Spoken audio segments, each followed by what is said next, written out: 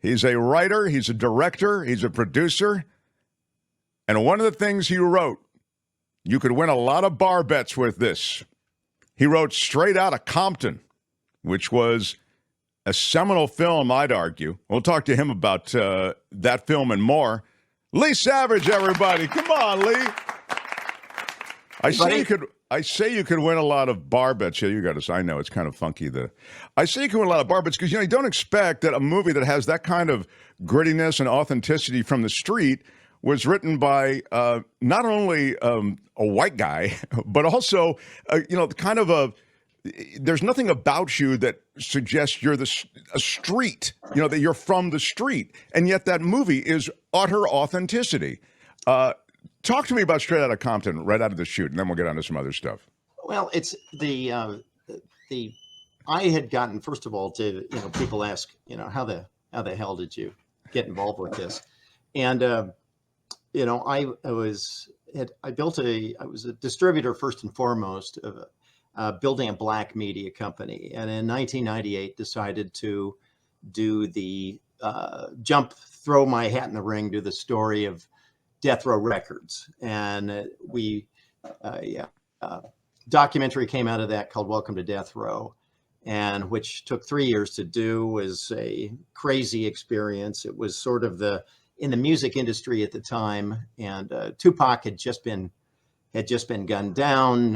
Suge Knight had gone to jail, and there were allegations of the federal government was looking into all kinds of things. That drugs had financed the company, et cetera. The huge story, and the water cooler story, I thought, in lots of Black American in the music industry at that time. And so over the course of 3 years and interviewing a lot of the people for that project, the origin story and how Death Row kind of blossomed out of or emanated out of the Ruthless Records and NWA story. When we finished that doc, when I finished it, I started writing those original drafts of Straight Outta Compton. I should be clear, there were, a couple of writers on this. I'm sure that's true. Yeah, but in terms of the origin story, the first 26 drafts, getting Tamika Wright to sign the shopping agreement that allowed it to be sold into New Line and get it on the radar of Tamika Wright. That's really how it all happened. But it happened tell us who Tamika Wright is. Because of the background, because of what had happened with the Death Row story. Tamika Wright, again, is? Eazy-E's widow. Okay. So, I mean, in what was critical in Straight Outta Compton was the publishing.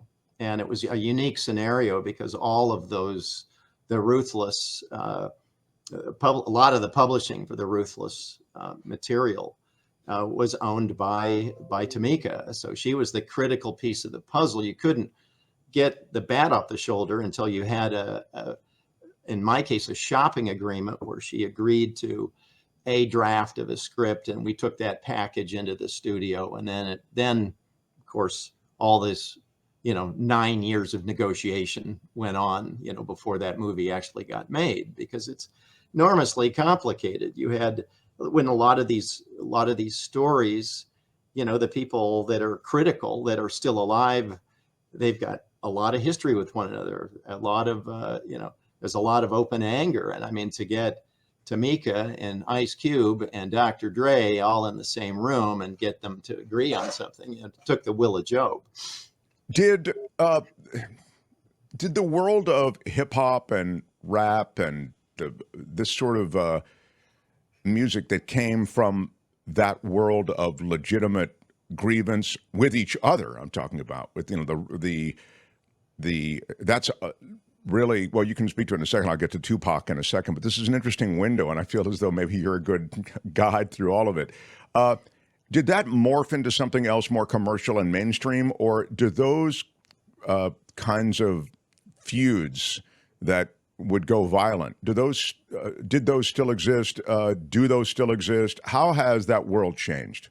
Well, I think that, you look at the song Straight Outta Compton, you look at what Dre did and the sort of synthesis of what many would say, he put a very mainstream accessible feel into a very, a rage-filled anthem. And what these, what the artists and would always say is we're CNN in the inner city. We're documenting what we've seen, and people probably may not like it, but the idea that a hip hop album, let's say, that does under 500,000 units, that's mostly inner city, the black audience buying it. But when these albums go into 3 million, 4 million, 6 million, that's 80% of those are white teenagers buying that. So it was just interesting that this sort of promulgation of what had happened in the inner city and these stories, particularly by guys like Tupac and Snoop, when that gets put out there, that there's such an embrace. I don't know if I answered your question. No, but actually, you did, and you did, and you've also kind of led me to the follow-up, which is when you mention certainly Snoop. I mean, Snoop has become a commercial business, an industry. Sure. And my question related to how much mainstreaming, excuse me, how much mainstreaming of that hip hop grittiness has there been since those days? Well, I think, people look at its gangsta rap, this idea of the gangster element, that sort of had its period. So there was in that era. And I think the hip hop had to sort of evolve beyond that. But if you look at what was happening in Death Row Records, I mean, this is, you've got Crips and Bloods in the office. You've got, artists dying, being murdered. You've got, fights, and, they were located in this building where the Regency Club was at the top in Westwood. So you've got the sort of iconic, you've got Bob Dole and the sort of, big Republican politicos sitting up there in the Regency Club. And then you've got fist fights and crazy stuff, 10 floors down in the same building. Nobody had operated in the history of the music business in the aggressive kind of way that Suge Knight did. So that gangsta thing kind of came out of, the way, his vision for the company at that time. But I think as hip hop got more, I mean, there were people that would kind of go into that harder edged area in the business. But I think, it evolved more into much more different. It matured, it sounds like you're saying. Yeah. I don't. Some people would say so. Some people maybe that's would say otherwise. But I don't know. It just evolved. But Leigh, those lyrics from those days of where there was Bloods and Crips, and you felt that there was not only aggression. I mean, there's certainly aggression in the lyrics, but that there was violence, and there's violence in the lyrics, and there's a call. You could even suggest, almost a call for violence, or a call, to this is a. It's a pretty dark world in many ways, reflected in the hip hop lyrics if you look of the at the time. Climate now, in the climate that we're in, the political climate, the social climate, the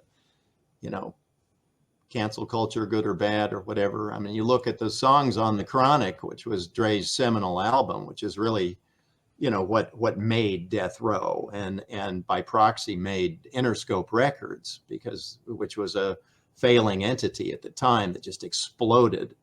And then, you look at some of the tracks on The Chronic, and you wonder if how well that would do. I mean, people, obviously, it's considered a great album, but you look at some of those tracks now, and you wonder if that album was released now, what the reaction would be. Yeah, I guess given how things are, Sure, that's what I'm saying, in part, and so interesting to hear, your take on it. And so let's go back a little bit, just because you were already steeped in Black culture and Black film, and even I feel like the Black exploitation stuff of the 70s, while it may have predated you chronologically, it is stuff that you embraced. And I believe you at Xenon, included that with Rudy Ray Moore, the Dolomite world. I mean, that was a whole Well, and genre, wasn't it?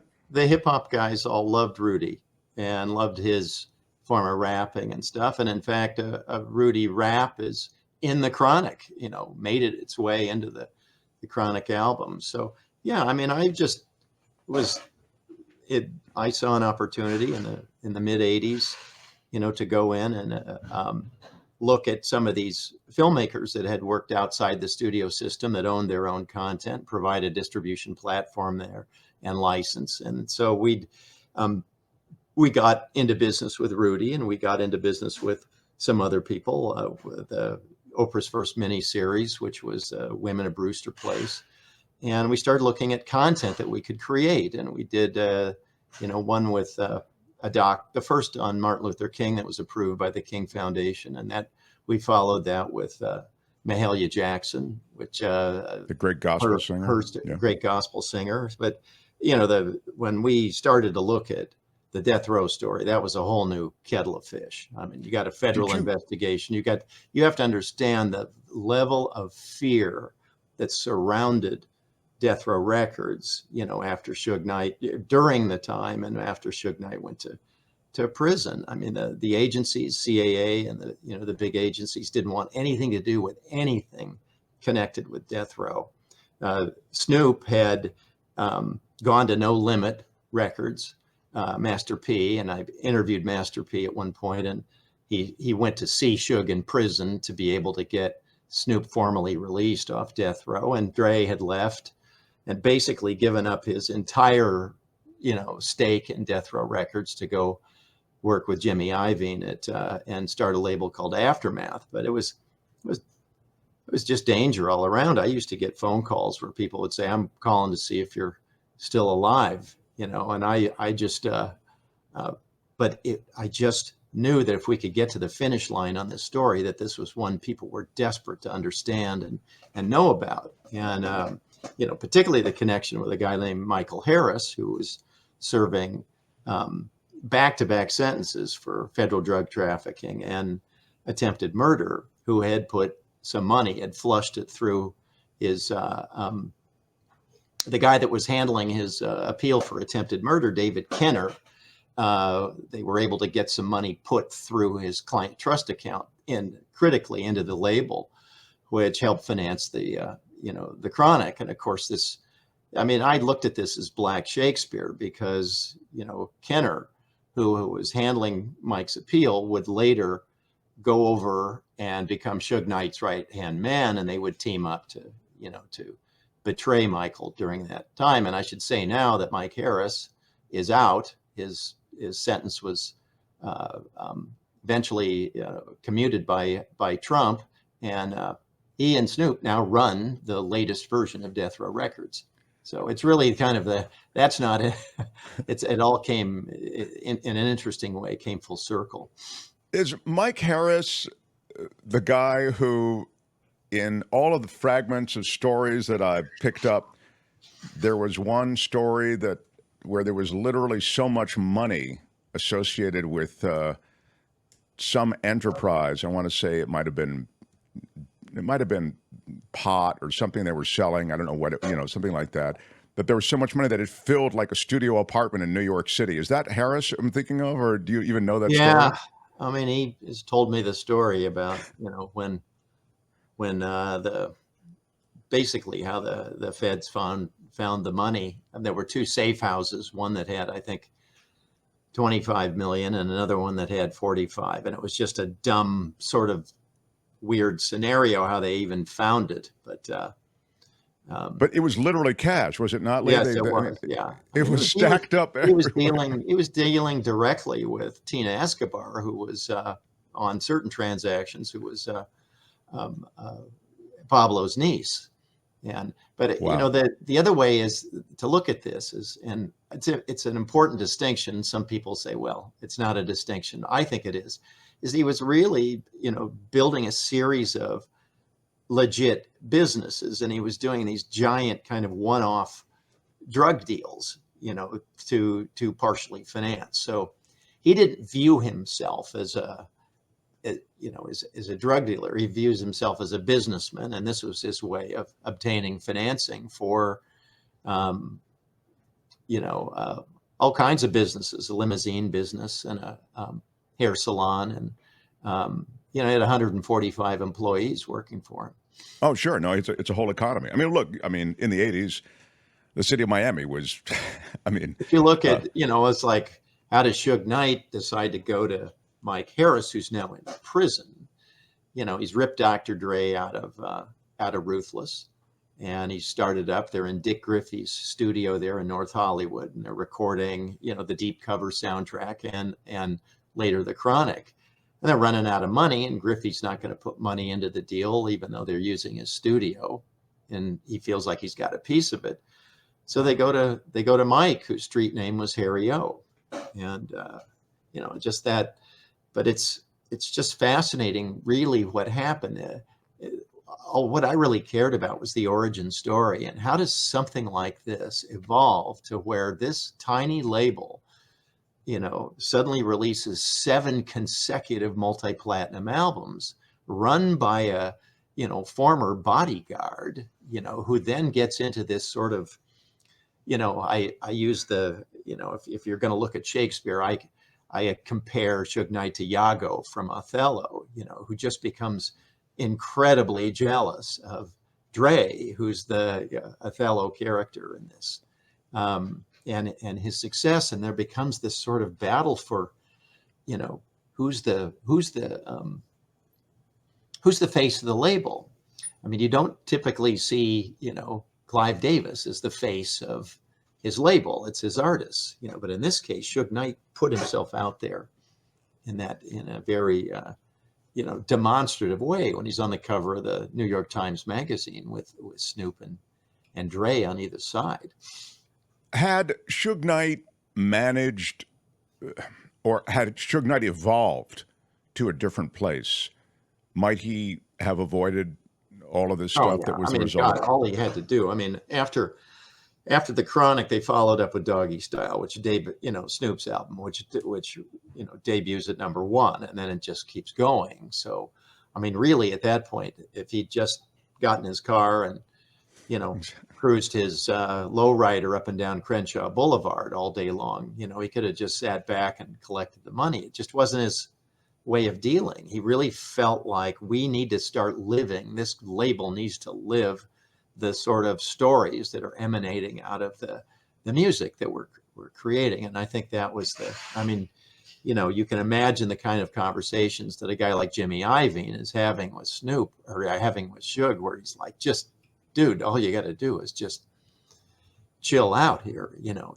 right. need Jimmy's a creative guy, right? But he's also watching his label just explode on the back of, the success of this label, and then you've got the government getting involved. You've got, C. Dolores Tucker and, Bob Dole and presidential candidates, trying to basically criminalize Time Warner for distributing this music, and it leads to them having to, offload the Death Row and their and music to Seagram's, to Bronfman, who didn't have the same issues that Time Warner had with their, they've got to get cable stuff done, they've got to get cable, regulation done, and Bronfman didn't have those same issues, so an opportunity existed for him. How did Tupac Shakur die?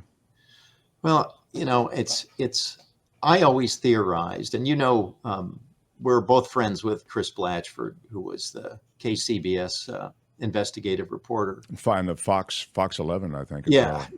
And look, revered. Yeah. The way I looked at it is they're trying to make something very complex out of something that is very simple, which is a basic act of retribution on the part of Orlando Anderson after he was beat down there in the lobby of the MGM Grand after the Selden Tyson fight. So that made sense to me. But see, when these allegations of Death Row employing these LAPD guys off duty, David Mack and Rafael Perez and others.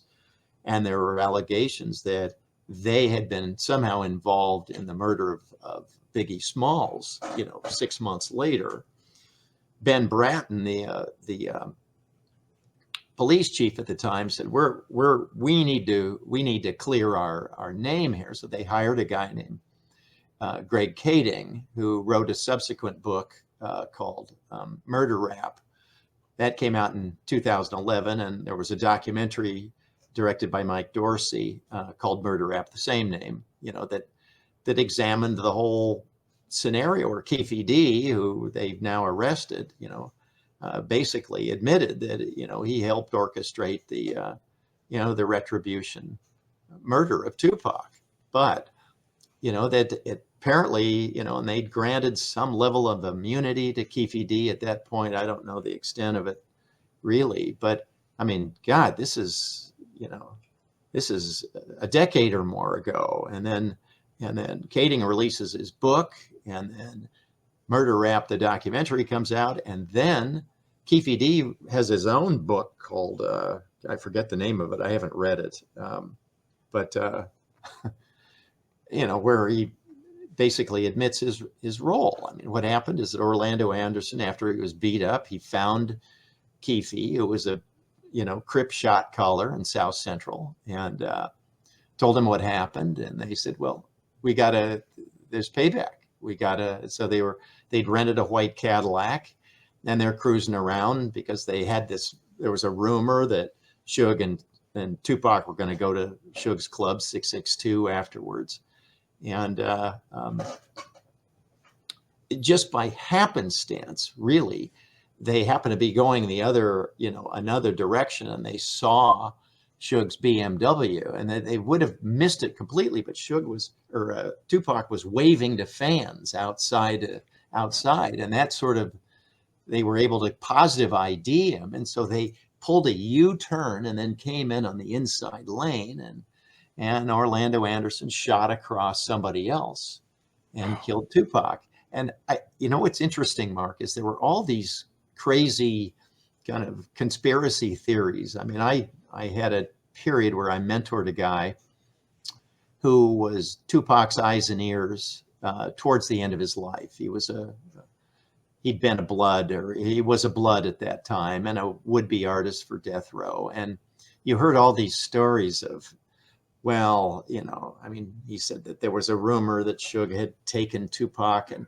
shoved him up against the passenger side window so he got hit, and Suge didn't. That didn't make any sense to me, because Suge got hit in the head grazed with a bullet. So, there were all kinds of rumors that, because, Tupac he sold 75 million records. So he's, he'd called an audit at that point now. And so there were rumors that he was leaving. He was probably looking to leave after he fulfilled his 3-record contract with Suge. So a lot of rumors were circulating that somehow Suge had done this and set this up, which I always said, that's absurd. That's absurd. And, Keefe, I don't know, boy, I don't know why it took, one of the reasons it took so long for this to get resolved, Mark, is because of the deep suspicion among mostly Black witnesses that they would be misused by law enforcement. So they didn't want to say anything. They didn't want to come forward. And so if you're looking for absolute, excuse the pun, bulletproof evidence, right, of guilt in resolving this, it's frustrating. But no one's talking, really. Yeah. If he's going to write it in his own book in 2019, maybe we don't need to. Maybe you don't need to worry about not talking, because he is talking, right? The guy who did it. Yeah.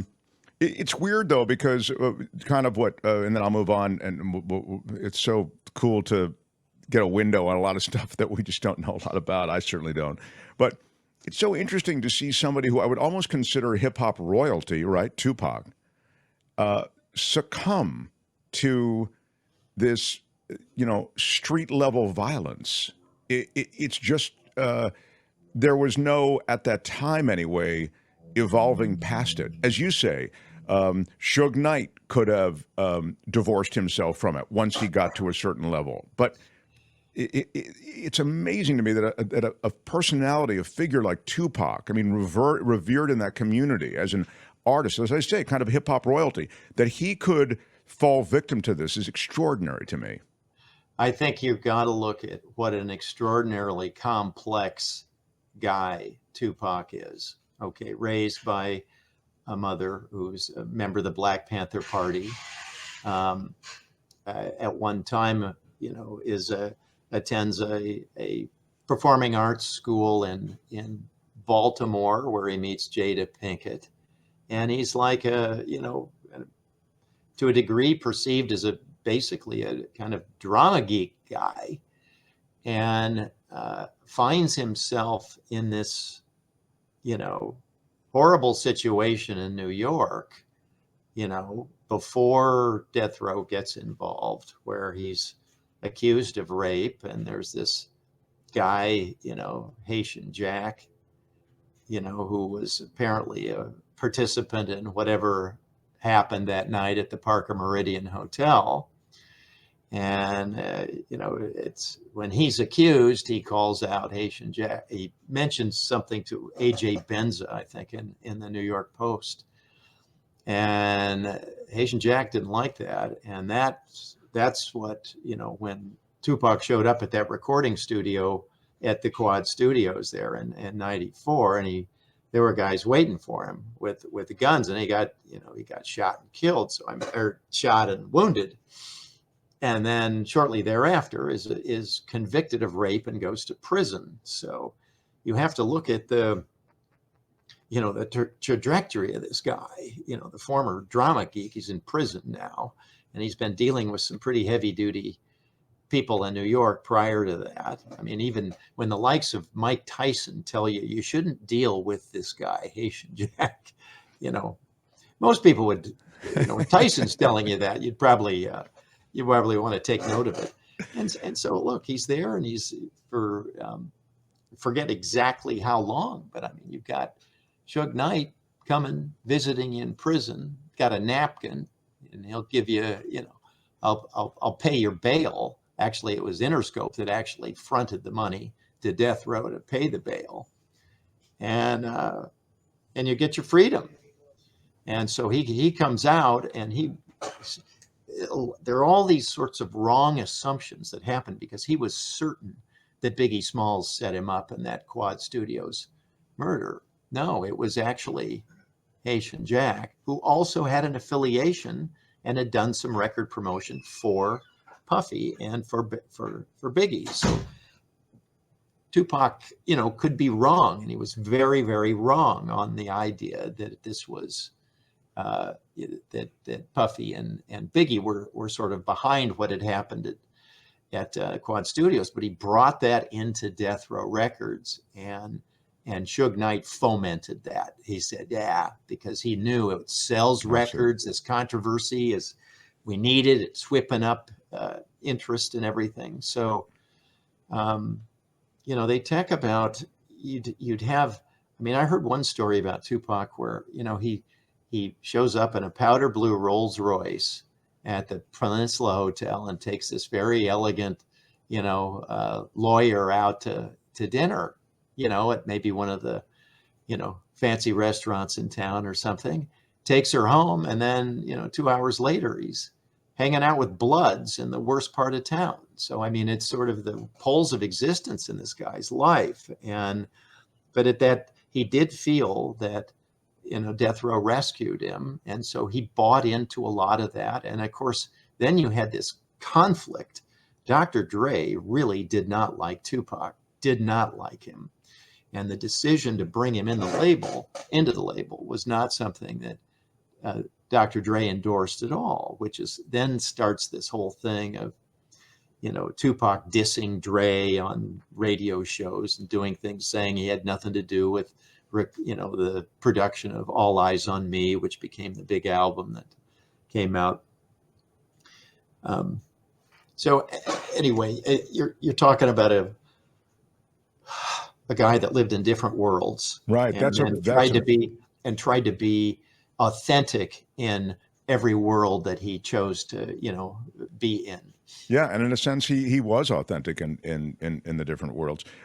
Leigh, you actually produced, maybe directed, a couple of docs that are instructive and interesting, even if you're, if you're just taking, kind of what happened in hip hop 101 type thing. And can you just, I want to actually recommend them to the audience, and I'm going to put in the description of this video and this episode of the show. I want to put links to some of Leigh's work and films that he recommends, documentaries. Yeah. Because they're really good. And, again, I know nothing about this. Everything I know I sort of have gotten from you. I mean, well, what's nice is you start these things and zero, and then you immerse. And that's kind of what I like to, I don't want to have necessarily an opinion right away, when you go in. But I mean, we did, for instance, reggaeton, which is huge now. And you look at Bad Bunny, who's on the cover of Vanity Fair. It was last month.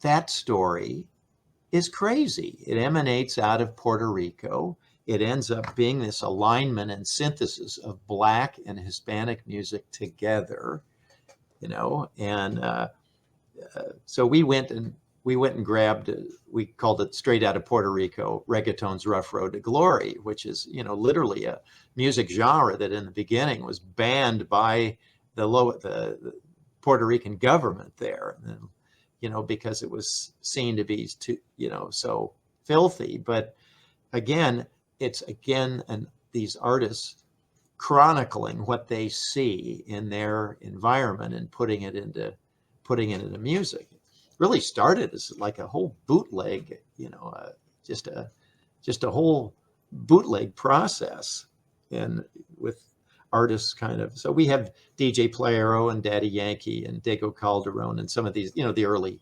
pioneers of that. We got that origin story. And I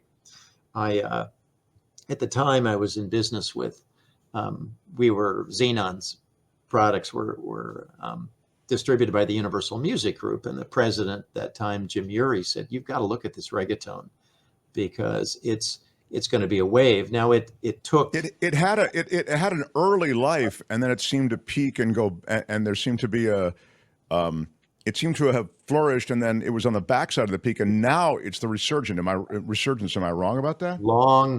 Mark, long gestation period for it to finally kind of break through.